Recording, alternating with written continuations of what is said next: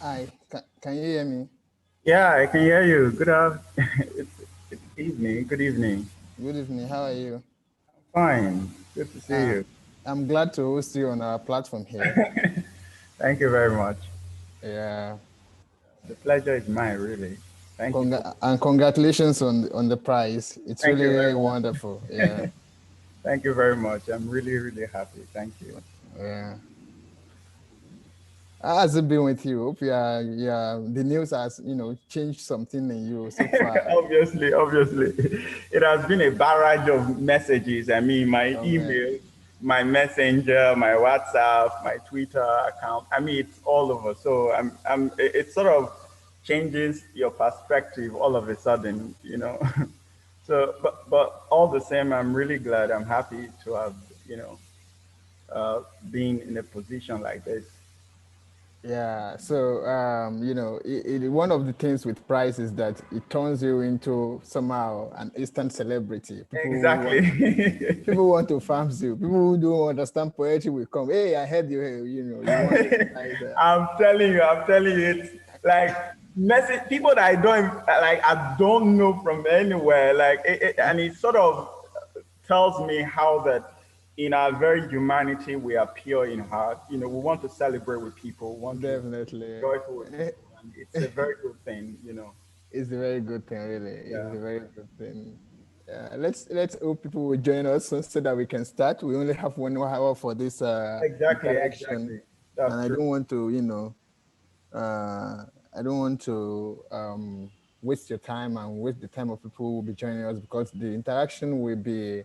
What I'm hoping to do is to, do a part, then let the audience do the second part, so that we can Okay. have a Okay. collaborative session. So, All right. All right. mm, mm. So I would like you to, you have to put on your video when you are reading so that people can see your face. Or are you not convenient with that? Oh no, no, no. I will do that. I can do All that. right. Okay. So that people can see your face. Yeah, is the winner. Uh, So you can just you can mute your video till people come in, then you can just okay. become Sure. when Sure. Sure. people All tell. right. Yeah. Okay. So, great work with OlongoAfrica. You guys are doing an amazing job. So it's always a good thing for me when I see young people, young poets particularly, bringing poetry to the limelight. I think one of the challenges that we have in Nigeria is that very little people. I mean, the community of poets and the poetry community generally is very little, and you guys are doing an amazing job, trying to bring all of these wonderful poems and creative writings and all. So it's a good thing, and I'm really, really glad about the things that you guys are doing generally. Thank you so much. So, Olongo is, I think Olongo is brainchild of Kolatumbo, so is the publisher of the platform. So, as a friend, he brought me in as a managing editor, and Okay. the magazine is has a parent body, and the parent body is called Brick House. So the Okay. parent body is built in the US and it's owned by a number of journalists who believe that who don't want to be under the control of the institutions. All this institutional something. They Okay. try to manipulate how the media talk or present issues to the public so that they can have some ideology sustained in article stories and that people publish. So what we are doing at the Brick House is to provide a kind of foolproof platform where you don't have control from all these big people, all these corporate bodies who are, Yeah. Yeah. manipulating the journalists or something. So as long as we are having this kind of way, our catchment is Africa, and we are not, dominantly, of course, so far our populations, are dominated by Nigerians, but we publish across Africa, whether it is north, whether it is east, whether it is west or South Africa. We want Yeah. contributors from so that we can have something diverse and unique. Yes. Exactly. And so far we don't have paying platform, so much paying platforms in Africa. So what we Yeah. are hoping to do is to bring in something because writing is not easy. So we hope to compensate our audience, Exactly. or I Exactly. mean rather our contributors, our writers who take the time to do something in their corner and, say, hey, we want to publish it on your platform or something. So, and this talk that we are having now, it's like we are using you to kickstart the idea that Kola Tumboson and I have been nursing so far, that we want to, host maybe on bi-weekly basis or monthly basis, writers, not poets necessarily, writers, novelists, short story writers, memoirists, and all sort of writers who are interested in, talking, interacting with the public. And we hope that the thing is going to grow soon. And when the public place is open, so far, we can have something physical, not virtual now. So we are hoping that it grow, and we are using the idea of, hosting you to kickstart our interest in having a kind of a platform where we interact with writers and let the writers also, interact with the audience, so that we can have some kind of happy session beyond what they read in their books, and what are the things that influence your idea in this book or something. So that's what somebody will want to, what we are hoping to do. We can add other things later in future, that is what we are doing currently at Olongo. We have other brother magazines. We have sister magazines, you can call them. We have Popular, we have Preachy, we have Im Weekly, we have Sludge. We have a number of them. So all of our platforms under the Brick House, they are paying. All of them except for Olongo, all of them are based in the US, of course, but all of them are paying platforms. So you can think of sending any article, anything to them. If it piques their interest, they are going to reach you, and you can develop the draft and see if it is published or something, and you are going to be compensated. So far, that's what we are doing at the Big House. Wow. That sounds like a lot, and I feel like giving you an ovation right now. But it's huge, really, it's huge. And hearing you talking about it so passionately sort of gives me a certain level of joy. Young people doing extraordinary work all over the world. I know Olongo is not just, I've seen a couple of the issues, and I think it's very important because for us, especially contemporary poets, contemporary African poets, it's important that we have a platform that sort of, takes us in a unique manner. I remember growing up, there were very, very little of such platforms. So I'm always very happy when I hear good news like this, especially what Olongo is doing. So thank you guys. Well done to the boss himself, Kola Toboson. It's a huge thing, and I'm just happy to hear all of the things that you just said. So it's also, I think Kola also is here, but I think he's busy where he is, so he might not talk, but he's listening. He can hear what you're saying. So it's just good to have you around. And let's see when I can see Rasak Malik Bolan, is already with us here. I think he's trying to connect or something. So others will come in soon. If we have like 2-3 people more, we can start. Then others will join us. It's as simple as all right, no problem. Yeah, welcome, Razak. Can you hear me? Yeah. So you're welcome. You're welcome to Olongo Talk with Othuke Umukoro. Razak is a bone. You have to greet him specially. Yeah, exactly. Razak is senior. Is a boss man. Really. I'm telling you, senior man. Senior man. Exactly. So it's good to have him on board with us. Yeah. You're welcome, Adebayo Aderoju and Eli Kuz. All of you are really, making me happy that you are here with us today, so that it won't be a lonely something. So let's see if others will join us soon. We are just about to start. We're just about to start now. Ellie or Helai Kuz, you're welcome. In maybe 5 minutes, in about 5 minutes or something, we are going to start. All right, cool. Yeah, awesome. Our guest is already with us here. We've been talking since. So Just Awesome. let's wait for like a few people, and see whether they are going to join us.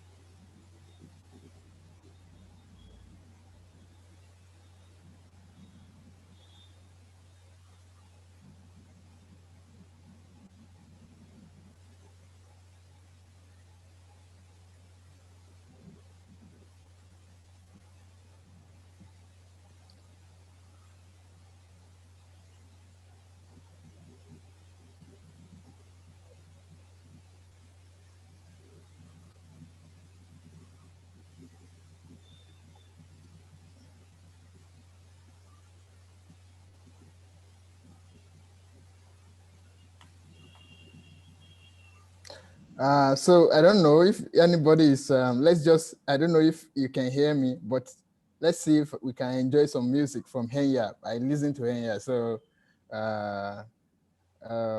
let me see. I'm not good with some, but I want to believe you can.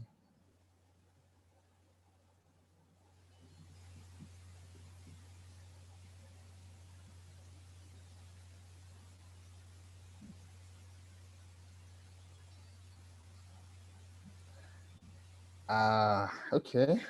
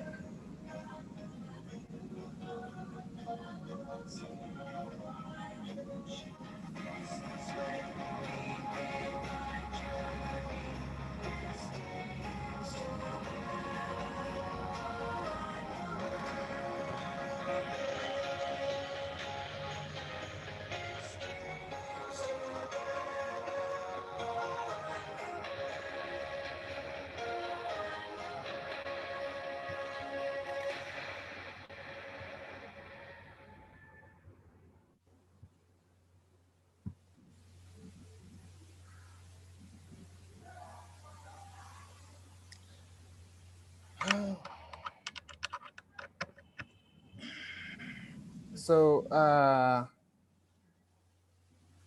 we I don't think we have all the time, so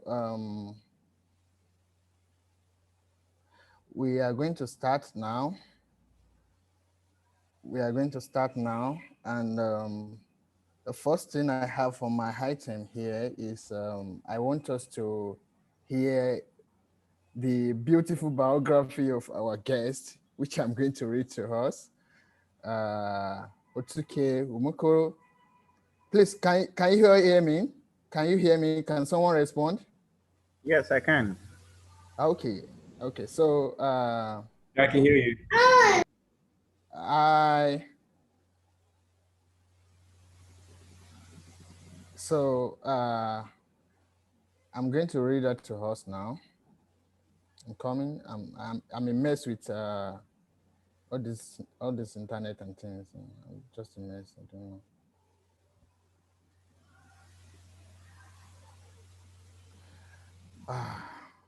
Okay. So I'm going to read the bio to us now. Uh, Bio of Othuke Umukoro. Othuke Umukoro is the winner of Brunei Poetry Prize for 2021. Umukoro is a graduate of University of Ibadan, where he earned a degree in English language. His poems have appeared in Spring, Literary Movement, African Writer, Brito Paper, Echelon Review, Heonian Review, Tentacular, Mineral Lit Mag, The Sunlight Press, Slate Magazine, and Random Sample Review. He is a two-time Best of the Net nominee, also a Pushcart nominee. In 2020, Umukoro was shortlisted for Bloomsday Poetry Competition organized by the Embassy of Ireland in Nigeria. Other than Poetry John, where he is currently flourishing, Umukoro has a published play titled Mortuary Encounters to his credit. Umukoro has taught in an underserved public primary school in a low-income community as a fellow of Teach for Nigeria, a non-profit organization devoted to ending educational inequity. Umukoro's poetics rest on the quietness of language, subject of memory, home, depression, hope, loss, and occasionally the other that offers over traditional father-son relationship are common throughout his work. Born in Olomoro, I don't know if I pronounced that right, a small town flanked by rivers on both sides. In 1990, Umukoro spent most of his childhood fishing and learning how to read from his mother. So how this session is going to go is that I have 5 questions for Othuke Umukoro. And but before my questions, we have a session, a kind of subsection in which he is going to read, I think 3 poems will be okay. He's just going to read 3 poems out of the winning ones. He's going to read 3 of them for us. You are free to choose, but I want you to put Debris, one of the most important poems for me among the winning poems. I want you to read Debris because I enjoyed the poem in a kind of unique way. I have a kind of attachment, emotional attachment to the poem because it contains so much energy, and I love it. So you can choose to, but I'm recommending that you read Debris, so you can choose 2 of your choice or something, or if any of the audience has maybe a favorite poem among the winning poems, the person can just chat me up or something so that you can just include it in the something. But you can begin with Debris while the audience, try to. But we have just 3 poems to read among the winning poems, and that will be, then we move on properly to the questions I have for you. So on the questions, I have my home part, and we have the audience part. I believe the audience who are here with us today have checked out your poems on African Poetry Prize blog, and they know what you have, the stuffs you have up there. So and I believe they have some questions for you which they want you to they want you to juggle with as we progress in the session. So the audience, you can just signal, raise your hand, or just try and raise your hand with the Zoom, the button, or the something, the notification and raising notification on the Zoom page, and I can just call on you to ask your questions or to put what you have on the table for our guest. So Othuke, I want you to read the 3 poems for us. For now, I have only Debris in mind. I don't know if any of the audience has anything in mind for him or her to read, but you can just start with Debris. I want to enjoy the poem from your mouth. Let's hear from the hostess mouth. All right, thank you, Olajide. Thank you very much for hosting me today. I'm really glad. It's a huge opportunity standing with you tonight. So I'm going to read Debris. I'll read Debris and 2 other poems from the winning collection. So this is Debris. Debris. Every night I take a shower and sit on the balcony with my cat and watch December's velvet darkness, glassy as marbles, play with the city's nakedness. I'm HIV positive. My father isn't talking to me. On the public radio, the host is asking his callers to say at least one thing they've learned in quarantine. I've learned the economy of how to be alone, learned that it comes with a harvest of small breathless things. In the distance, a swollen church bell is spattering.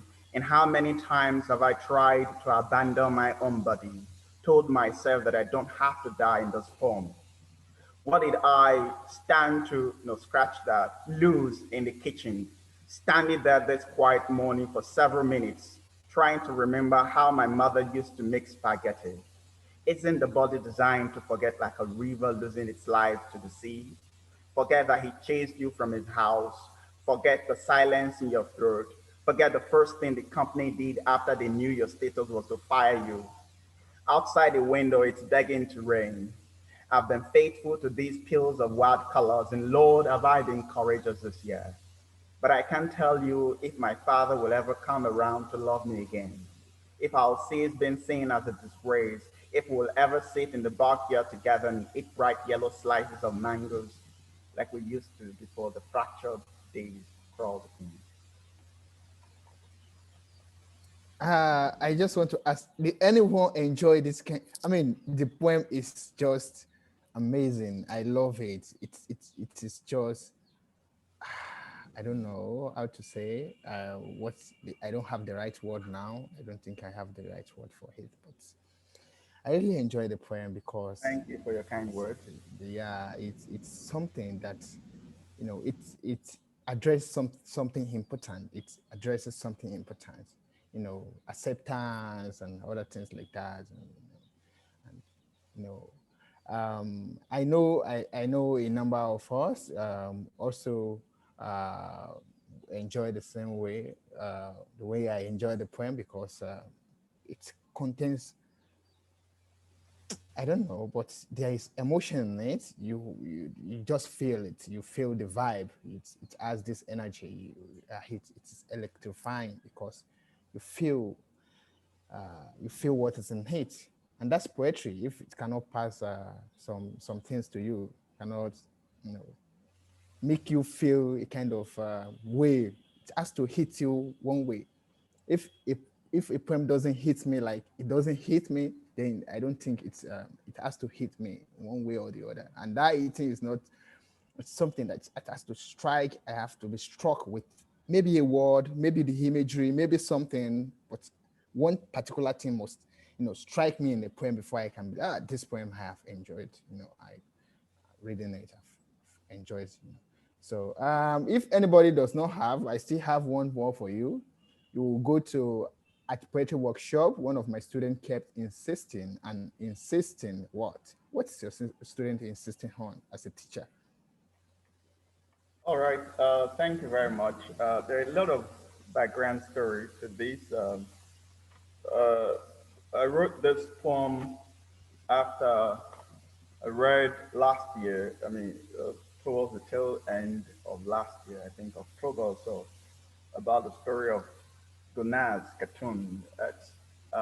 And I think for me, um, it's not just a poem for maybe I should just read first and then maybe we can talk about them later. All right then. Yeah, of Okay, course. so Why? at the poetry workshop, one of my students kept on insisting and insisting that the poem for Goodness Cartoon 20, Burned to Death for Refusing a Man, is a whole season of fallen leaves. This country's hungry history of men always swallowing and swallowing, blooming pink lotuses, softening air, opening windows, wounds at the edge of spring, wax wings and pollen split from the memory exhausted, disaster mantled, body of promises, broken in flames, girl unknown, unheard, undone, milk and honey, and dusk and sunlight, something always eats us, drenched eyes, walls, shell bodies, dust-colored grave, rewriting the old playbook. With our blood fed to gods and monsters, between beginning and end lies all that hurt, sharp, half-broken shadows, still shadows, shattering a mother's mouth covered in ash, and an empty chair at the dinner table, and you, sister of my country, burning. And I'm sorry, and I'm sorry, and I'm so sorry. And something breaking inside of me, something keeps breaking, sister of my country, burning in this accordion, playing a dying sign. Hmm. All right. I mean, if you live in Nigeria, something must break inside of you. Whether whether you are thinking about Buhari or you are thinking about the price of Gary in the market, one thing must eat you in Nigeria, if you are not living in Nigeria, because in one way or the other, Nigeria will present to you daily. Exactly. I think that's part of the part of Yeah, the Nigerian story. it's just something must eat you in Nigeria. Something must break inside of you because the country is is something else. We are unique. We are unique. We are really unique. We are amazing people. Let's just say that. Thanks to our president, Muhammadu Buhari, who is making us more unique, because the experience has been wonderful so far. So I don't think nobody has chatted me yet. I will just proceed to another one I have in mind. Let's cook Nigeria now. Let's see how you can. Let's cook Nigeria and see whether it will boil properly. So let's go to cooking my country. This is really it's an old poem, uh, first published at the Sunlight Press. Grateful to the editors for believing in my work. This is Cooking My Country. My poet grandfather said cooks and poets share a chemistry. Both have a propensity to burn things. Peel my country nicely as you would peel new yam. Slice the Leviathan corruption I gathered from the news last night and parboil for a few minutes. In the past and even now, hunger is a spice. I'm not cooking for every goddamn person. While cooking my country, I'm also listening to the radio. A new song is playing, and I'm thinking how every really good song is a stubborn poem that's got away.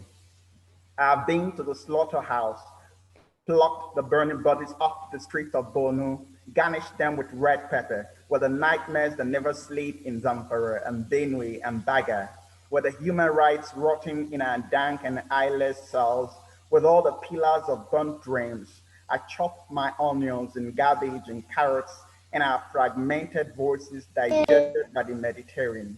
The song is still playing. The song reminds me of the first time I kissed a boy. I never told my father about him, about his soft hands wrapped around my tiny waist under the cover of twilight. In my father's house, you do not speak of bodies that are marked graves.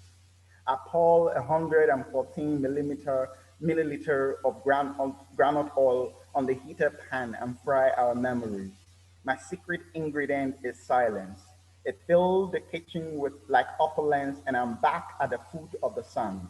Now that the sun has died, I'm thinking how every poet I know is a terrible cook, including my grandfather, who watched a country burn and wrote poetry, who watched a country burn and wrote poetry.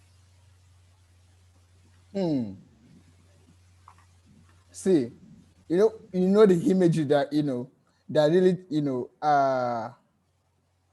pickled my interest as you were reading is I poured 114 milliliter of granite oil on the heated pan and fry our memories. Do you cook? I mean, are you a good cook in the kitchen? Well, thank God for my mother. Okay. I come from a very large family. I have six sisters and I have two brothers, just me and my brother. So growing up, my mother insisted that I cook. I mean, it's important that I cook. So yeah, I do cook and I enjoy cooking. Oh, all right. So in order not to waste our time, because time is moving and we have 1 hour to do all the business here. So I will proceed to my question. I'm Okay. not sure the time will permit me to I'm not sure the time will permit me to ask you all the questions I have here, but I can do Okay. three. Okay. All right. So I can do three. All right. So in the poem, okay, let me start the first one. So announced by the founder of Brunel Poetry Prize, Bernardine Evaristo, you were hit on the shortlist, which are the regional spread from Southeast to West Africa.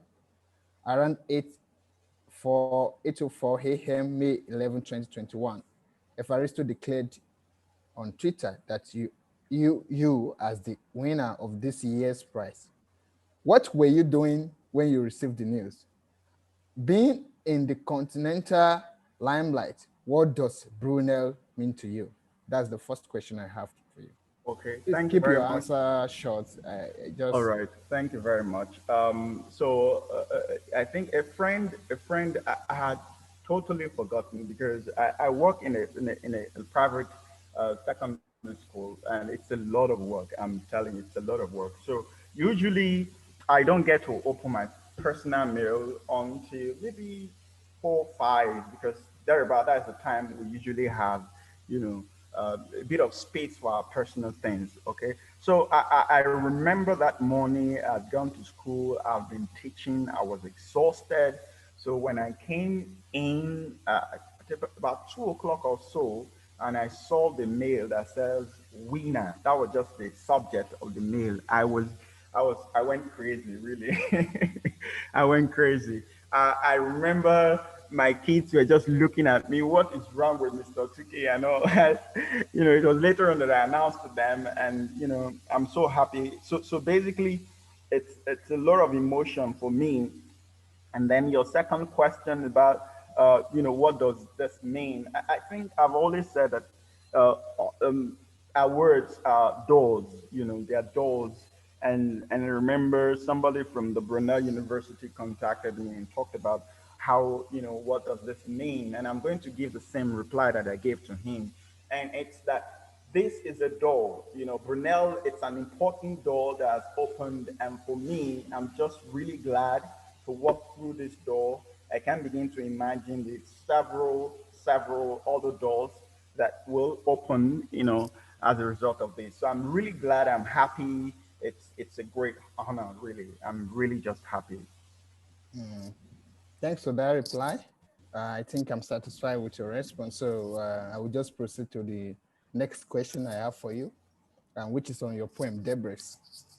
So Okay. Debris is a poem that unsettles me personally. Debris is the falling piece of a whole. It is a trace. It's a memory. It's a grief and hate. So many things about it. Stigma is an important theme that constitutes the issue of the poem, especially when the issue of epidemic or infectious disease are concerned. People generate a lot of slurs against people who are concerned. This does not exclude members of the family. Of course, I understand that some members of family can start stigmatizing when you have one challenge or something, but it's, I don't know, misfortune is a merry-go-round. So do you think poems are enough to raise awareness against the social problem that such, illness or something, bring? Who are your audience in this poem? Who are your audience in the poem? Okay, thank you very much. So I wrote Debris. Um, uh, Let me say the oldest poem in the collection is the Federal Constitution. That's the oldest poem published by UNIA Review. Okay, so a couple of the other poems, about five of them or so, six, seven of them really, were written in the heat of the coronavirus. I had just read a particular article about, I've just, coronavirus opened our hearts to a lot of things in our society, really. How vulnerable our lives are, how connected we are in a way. So I wrote that poem with the intention. Okay, let me just go back to the first question of whether if the poems are able to raise awareness against social problems. Yeah, I do agree. I believe that poets hold the keys to the cities in our hearts. I believe it's important that poets, write with a community in mind. And perhaps this is one of our biggest challenge. A lot of the challenge that we have might just be the problem of too many poets are writing with with other poets in mind. I think if more of us are writing with a community mindset, like you have a group of people, you have something about a community in mind that, I think it will really help to open more doors of awareness to some of these social problems that we have. So yes, I agree that poems, yes, have the strength, have the capability to create and raise awareness on social issues, whether it's HIV or or patriarchy and the violence that comes with it. Yes, I do believe. I do believe. Yeah. So the second question is, who are your audiences in this poem? Well, I would say everybody. Uh, Everybody, because there's a lot of stigma, there's a lot of stigmatization, a lot of issues that come from being being infected with this virus in our society. And what made it even more important for me was that you know we all are living in a very, very difficult moment of our lives right now. I mean, with the coronavirus and all. But I also realize that, when you look at it from the other side, so for people who are living with maybe terminal diseases or infectious diseases like HIV, they are not just fighting coronavirus. They are fighting two viruses, and it's important that we as humans, begin to share in our individual grief and joy. Let's see, and that really brings me into the foundation of my poetry. It's about humanity. The soul of every of my poems is humanity at heart, and I think it's very important because for every one of us, we all have our griefs, we all have our joys, and we're just looking for somebody to connect, somebody to say, I see you, I know what you're going through, I'm here for you, and I'm just, going to do everything possible to make your life easy and happy, and not complicate things. So my audience is general. I'm speaking to us as a community. I'm speaking to us, to the community of people who are living with these infections, and so it's a multifaceted kind of community in terms of audience. Thank you for the question, for the replies you've given to that question, and I believe that it's important that we believe in poetry as a kind of potential tool that can raise Hmm. awareness. People Yeah. listen, people enjoy poetry, whether it is traditional, oral form, or something. Poetry is poetry or something. It has been used in the past, and I still believe, in it as a religion that we must, as disciples of poetry, we must also, believe in it that it's a viable tool that can be used to combat stigmas, laws, or kind of social problems, social, challenges or something.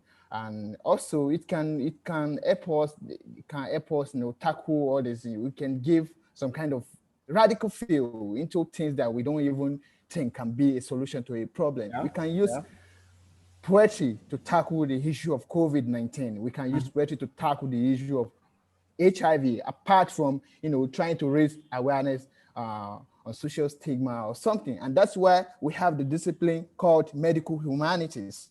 That's why we have the discipline called medical humanities. And there are scholars, professors who are specialized in such subdiscipline of literature and arts, and they believe that critiquing, reading through materials like poetry, novels, short stories, they could bring in radical field that can be used to tackle problems that are concerned with all these kind of challenges, whether it is medical, whether it is non-medical challenges or something. So the last question I have for you is something that came to my mind a few days back.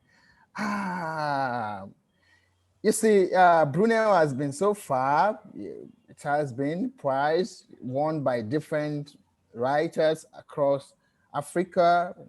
At some point, the prize moves somewhat towards Africans who are not based in Africa.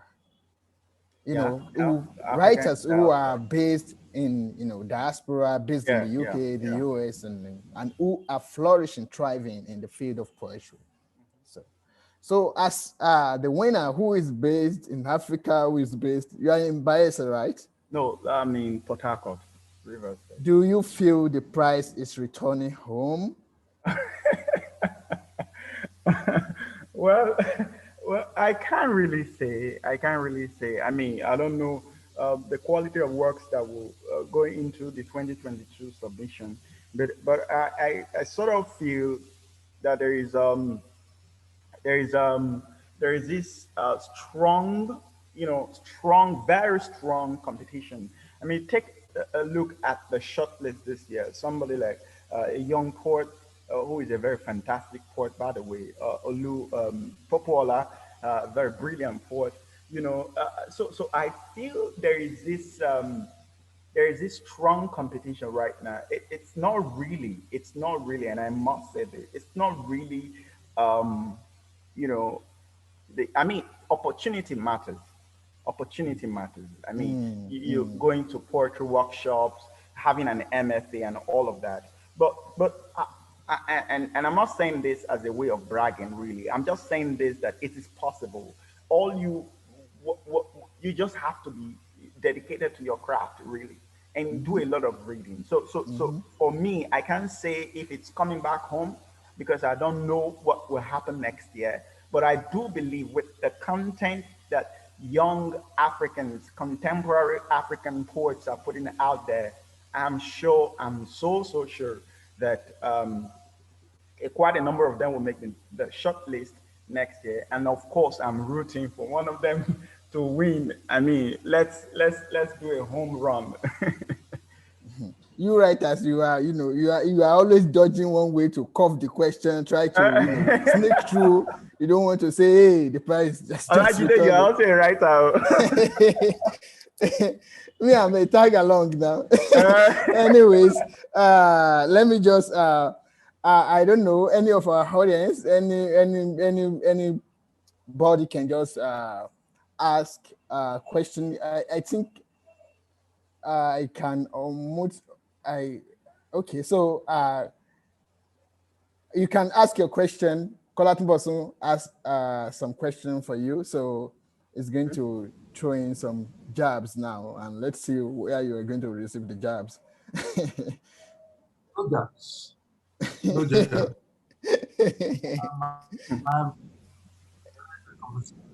Thank you, Olajide, for your very expert walk through the work and his significance.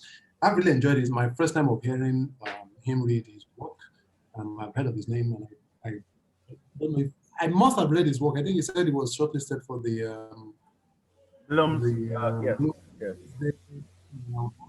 so most of them. So I'm really happy that your work is making way for you to work. So thank you for that.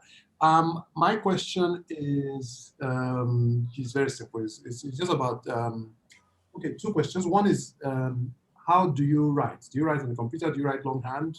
What's the process? Is there quiet moments? Do you need noise? Do you need to be around people? Do you need to be away from people? just the basic trivia questions. I realize that authors have different ways of writing. They need some needs certain perfection. Okay. The second, you is sound important to you? Like, for instance, I've written some points that I thought I liked, and when I let them out, I realized I didn't like the way they sounded. I had to edit and remove some words or add some words to it. Do you care about how it's presented out loud before you mark it as perfect, or do you just care about what it looks like on the page? Thank you. Okay, thank you very much. So the first question is about my writing style. So I mean, let me say I'm a very disobedient student. One of my favorite poets is Yusuf Kumiyanka, and one of the things that he advised young poets to do is to write,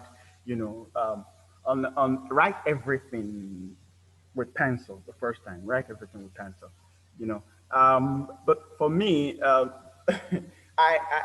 mean, for us, generation of mobile guys, we have our phones and all of that. So most of my works, the very first drafts are always in my notepad with my phone, and I think it's very important because I'm always, I'm the type of poet that my inspiration can come anytime. And I think for me, I have my phone all the time. So I just put them first in my notepad and then eventually translate them into a note and then before I go on typing. So I know it varies for various poets, but that is what works for me. The second question um, is about sound. Okay. So I don't. For me, it doesn't really. It doesn't. But then, oftentimes, what I do is that I tell folks, my friends around, I just write the poem and give it to them to read it out loud for me. And I just want to. I'm looking for cadence. I'm looking for how one idea flows seamlessly into the other. But generally, I think sound is important, but not really important for me. And I will have to go back to the very essence of my writing, which is humanity. Really, if I write a poem and somebody is reading it out, and I'm listening, and I'm trying to put myself in the shoes of other people who might just read the poem. So it's not really about the sound, but then it's the emotion, the power, the truth, and the essence that comes with it, really. I don't know. Uh, did he answer your questions, Kolatumbosun? Yeah, thank you. All right then. So I have one question. We are only able. I'm sorry, everyone, if you have been thinking about asking him or something, but we are limited by time, and we are not going to move beyond that 1 hour or something because time is important. Other people have some things to do. So we have one question in the chat box. We have I think it is Eli Coles that I think it's Eli Coles that that asks the question that. What is the inspiration behind the first poem? Which I think that is Debris. Do you write from a personal perspective or experiences of others? All right. So, Okay. Thank you very much for the question. So let me say this. Back in last year, the poem that I wrote for my father was published by Mineral Lit magazine, and so in the heat of the coronavirus, I, there's this poem by it's the titled poem of Louis Glock in 1992 collection titled The Wild Irises. And it says, the first line of that poem says, at the end of my suffering, there was a door. I've always thought about that line. And back in, late, I think September, you know, August, September, as the time when I finished the poem for my father, that line stuck with me. And really, and what that line did was, I was asking myself, the poet says, at the end of my suffering, there was a door. So what happens next? What if, the door there leads to another door? And it sort of brings me to the conclusion that, grief is an endless translation, really, when you look at it very well. So for me, to answer your question, there is a personal experience, but then there's also the experience of others. I wanted to reach out to a vulnerable community, a community that is being stigmatized, a community that is losing, they are losing their job because of something that they have no control over. And so I wanted to share in the beauty. I wanted to share in the grief and the personal burden and the chaos of the body, really, when you look at it. So I was writing not only from a personal, I mean, there is a personal truth in that, but largely because I also wanted to connect with a vulnerable community. I mean, in the heat of the coronavirus. So I don't know if that answers the question. Eli Kuz, did he respond well to your question? Are you there? Okay, so I will take that for a yes. Because okay, so he just responded in the chat something that you did a great job, trying to pull off the answer.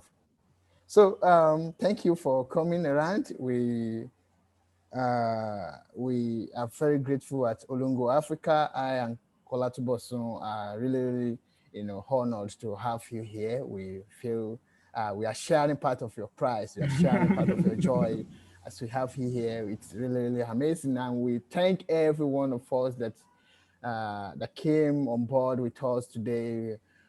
Just one more last word for all of us before we depart. Kolatumbosun and I have been thinking about hosting writers, a kind of talk like this for OlongoAfrica, where we can have just an hour interaction. And when the world is more open than this, we are moving the team physically. We are, we want to power something important in Africa's creativity. We want to shake the ground. We want to move space in Africa, creative industry, not necessarily poetry now, but short story, fiction, non-fiction, whatever you are writing, science fiction, whatever you are writing, we can just reach you inbox and bring you on our platform, engage you or something. When the world is open, we can host you, whether it's Lagos, whether it is Abuja. We are thinking about it. Olongo is a dream, and the dream is a big one. We don't comprehend. We can't say what it is yet, but it's a big one. And for some of us who don't, have a grasp of what we're into in Olongo or who we are or something, just briefly, Olongo is just a kind of African wing for the Brickhouse Cooperative Media Group. Brickhouse has 9 magazines. We have 9 magazines. We have Popular. We have Tasteful Road. We have Im Weekly. We have Preachy. We have a number of them. We have Sludge. We have Ori Comics. We have a number of them like that, 9 of them. You can check our page for all the 9 magazines. I just posted not long ago our page on Twitter about all the rest of the magazine, including our own too. So all of us, we are at Brickhouse. What we are interested in is to escape the kind of clamp down that corporate bodies, all these cooperative, big capitalist enterprises, what they put on the media to suppress them, to control the narrative, to put in their ideology, or and to undermine the stories coming out, and to shake, try to control the narrative, try to cover out some things in order to suit their purpose. So we are the Brickhouse. We are building immunity against that. We are building a fort against that, and all the magazines are building fort against that. So we also pay, all of us at Brickhouse, we pay our contributors because we believe writing is an important thing. It's a job, and we want to compensate people for taking their time out to think about an idea and pull it off on the paper or on the blank page. So that's what we do at Olongo. If you have an idea, you can send it to us from any region of Africa. We are looking at it. We'll put it under editorial process. If it passes, then we are going to proceed with the story and reach out to you with our contract and get paid within a month. It's simple as that. Within a month, it's simple as that. So, and we hope to continue to do that because African markets, most elite market, they don't pay because, and we understand the economic situation, even with the pandemic in town. So, thank you, everyone. We can take the cutting something now. We appreciate you for coming here. We appreciate you for joining, our guests in celebrating with him on the prize and stuff. And the celebration still continues. Where are you hosting us, Umukoro? Where are we drinking the palm wine? So just name the place. All right. Goodbye, everyone. Thank you so much. Thank you so much. Thank you. God bless you. Thank you so much. What an honor. Bye-bye. Thank you. Thank you. Bye. Bye, everybody. Bye.